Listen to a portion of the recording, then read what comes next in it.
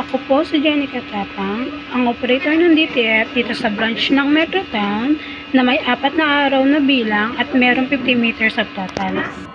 Ito po yung printer Ed natin. Ed Clean.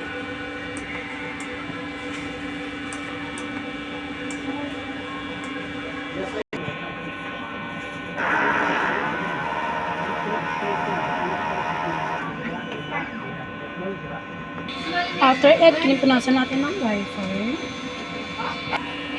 Tassel check.